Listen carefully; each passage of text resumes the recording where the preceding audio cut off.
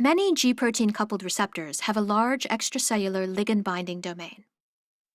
When an appropriate protein ligand binds to this domain, the receptor undergoes a conformational change that is transmitted to its cytosolic regions, which now activate a trimeric GTP binding protein, or G protein for short. As the name implies, a trimeric G protein is composed of 3 protein subunits called alpha, beta, and gamma. Both the alpha and gamma subunits have covalently attached lipid tails that help anchor the G protein in the plasma membrane. In the absence of a signal, the alpha subunit has a GDP bound, and the G protein is inactive. In some cases, the inactive G protein is associated with the inactive receptor, while in other cases, as shown here, it only binds after the receptor is activated. In either case, an activated receptor induces a conformational change in the alpha subunit, causing the GDP to dissociate. GTP, which is abundant in the cytosol, can now readily bind in place of the GDP. GTP binding causes a further conformational change in the G protein, activating both the alpha subunit and beta-gamma complex.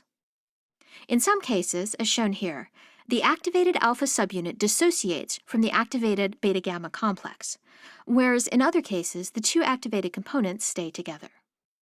In either case, both of the activated components can now regulate the activity of target proteins in the plasma membrane, as shown here for a GTP-bound alpha subunit. The activated target proteins then relay the signal to other components in the signaling cascade. Eventually, the alpha subunit hydrolyzes its bound GTP to GDP, which inactivates the subunit.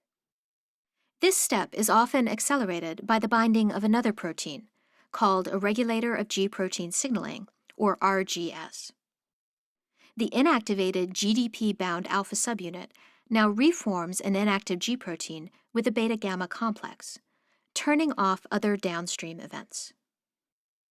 As long as the signaling receptor remains stimulated, it can continue to activate G proteins. Upon prolonged stimulation, however, the receptors eventually inactivate, even if their activating ligands remain bound. In this case, a receptor kinase phosphorylates the cytosolic portions of the activated receptor. Once a receptor has been phosphorylated in this way, it binds with high affinity to an arrestin protein, which inactivates the receptor by preventing its interaction with G proteins.